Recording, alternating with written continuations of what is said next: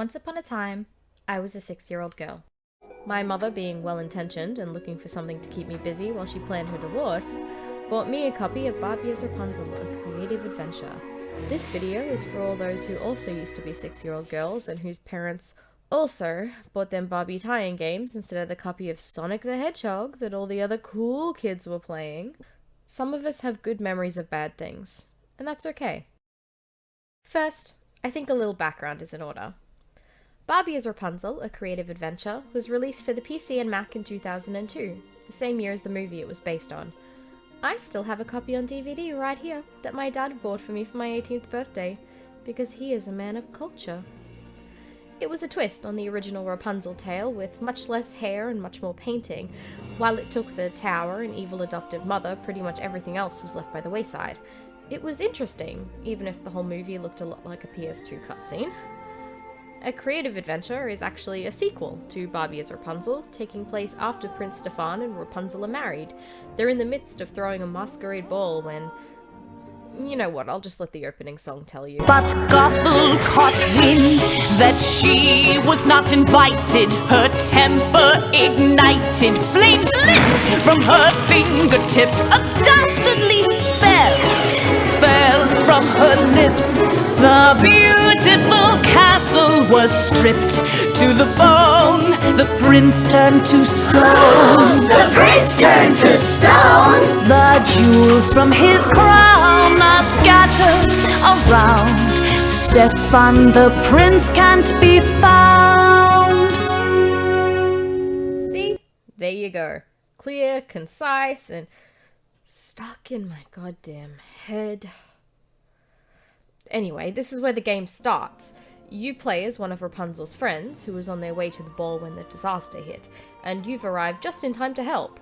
When you enter the foyer, Mother Gothel projects a hologram, I guess, of herself to taunt you and tell you how to Restore this castle with your creativity. That's the basic premise of the game. Use a collection of items from Rapunzel's paint box to restore the castle to its original glory. You also need to find the gems to restore Prince Stefan from stone. You take the game room by room, though you can do them in any order. You start in the foyer, but if you want to, you can leave and do it later. Every time you enter a room, Rapunzel and Penelope will lament its dreary appearance. Look at this hallway! Look at the grand dining room, Rapunzel! Our ballroom! Look at the draperies! Penelope, as you may have noticed, is a dragon with a very annoying voice. I had a talking plush of her when I was a kid that I remember drove my parents up the wall. From Barbie as Rapunzel, Penelope, talk to me. Let's share a secret. Together, we can do anything. Because we're best friends. You and me. Penelope Dragon really talks to you. She is also in the game, but always leaves when you enter a room to look for the missing gems. She, never finds any. The gameplay is simple. Throughout each room, there will be different hotspots that you can select and then redecorate using the paint box. The feedback on all these items is actually so good. The sound the paintbrush makes and the way it brushes back and forth, or the whoosh sound that the magic wand makes when switching between different styles. They both do a really good job of making you feel like you're doing something truly magical. As a kid, I really used to like painting the staircase in the foyer with a bunch of different patterns and then clicking away to let the game pick one itself. I'm, less interested in that now. Each room also has one object that Rapunzel says needs special attention. These ones are different in every room and actually let you design something yourself, to an extent. In the foyer, for example, you get to retile a section of the floor. There are a bunch of predetermined designs, but there's also a make-your-own option. As a kid, that was the only one I would choose. But this time I picked one of the designs, and please don't laugh at how long it took me to figure out where this piece goes. I may be an adult now, but that doesn't mean I'm smart. The game also gives you the option to print pretty much everything you design, as was common with kids' games back in the noughties. As far as I remember though, I never printed anything as a kid, with coloured ink being expensive and with printing in black and white kind of defeating the purpose of the whole thing. When you finish restoring a room, the colour and lights return, and then you get to find a gem. It's pretty easy because the rooms aren't very big, but you can zoom right in on Barbie's pixelated face, which tickles my funny bone real good. She looks so dumb. After I found the gem, I headed upstairs to the hallway. This has always been my favourite spot in the castle, mostly because you get to restore a painting. It's really interesting because the colour swatches you get also have patterns in them, like the sky blue has clouds and the lush green has leaves. It was a really great way to make it feel like you're doing real painting and creating a real environment. It's never going to look great, but that's just the nature of the game. Barbie isn't fazed though. She loves everything you do, which is hilarious because sometimes you can do this. To be fair, that was me not trying. This is me trying. I've never been able to make these damn thrones look good. It's a curse.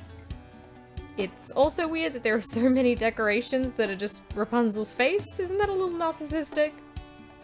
I don't know. What do you think? The garden sucks. You have to design 5 flowers and it's pretty boring. The options are limited and the color palettes aren't very exciting, so I've always found myself getting burnt out by like the 3rd flower, even back when I was a kid. When I was recording the footage for the first time though, the game glitched out something serious. Initially, when I was going and designing the flowers, sadly I don't have screenshots of this, but some of the additions that you can put on the flowers, like the decorations, some of them were appearing just sort of as glitchy static. It looked a lot like Missing No, that weird glitchy Pokemon that some of y'all have probably heard of, and whenever I tried to put one on a flower, the game froze, and then when I tried to start it up again, this happened. Looks like Vaporwave or something. I kinda dig it. There is, of course, also something to be said of the game's general aesthetic. When I was 6, I would have dreamed to have a bed, like the one that Barbie has in game, but yeah, I don't know, the bright pink butterfly look, it really isn't doing it for me. Yeah, okay, the bright purple canopy also isn't appealing to me either. Okay, it's all bad. Do Prince Stefan and Rapunzel share this bed? Did he have any say in the design? Jesus, these are all terrible. I do like that Rapunzel is painting in the corner the whole time you're in the bedroom though. It's a nice touch. She looks over every time you do something, but otherwise she's just engrossed in her art. It's kinda cute. Oh yeah, in the bedroom you do also get to design Rapunzel's mask for the ball, and well, it's got a very similar energy to the thrones. And with that, we found all the crown gems, and it's time to go save Prince Stefan. Rapunzel heads into the hedge maze to face her final test. And for all the jokes I could make, I do just want to be real here. I was so scared of this as a kid. Something about the way the tempo of the music ramps up as you go and the weird clunky tank controls. I don't know, it just really gave me the heebie-jeebies. Now it's time to awaken our man. Watch as I put the gems in the wrong spots like 8 times, because my brain still hasn't grown in yet. Once you get it right though, Prince Stefan is restored from stone, and you've almost beaten the game. There's one final thing left, and that's to help Rapunzel get ready for the masquerade ball. And I am happy to say that the dress selection is much more appealing than the bed selection. There are a couple of dresses that I don't like, but overall most of them are pretty good. And after you've selected the dress, you get to go to the ball. Or, well, you get to go to the end of the ball, which I assume was a success. And you even get a special thank you from the prince and princess themselves, including, very importantly, your own personal scrapbook where you can print any moment from your adventure.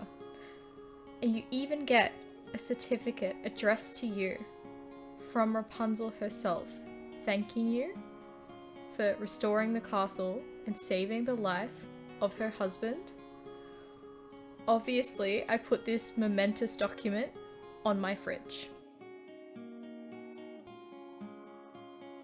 Overall, replaying Barbie as Rapunzel: A Creative Adventure was a joy.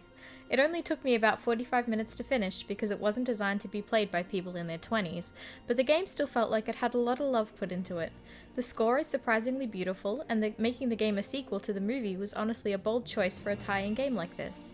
Even though I didn't really get around to playing any real video games until my early teens, I can honestly say that I'm kind of glad I played through this game so much as a kid, and I'm going to continue remembering it fondly for a very long time.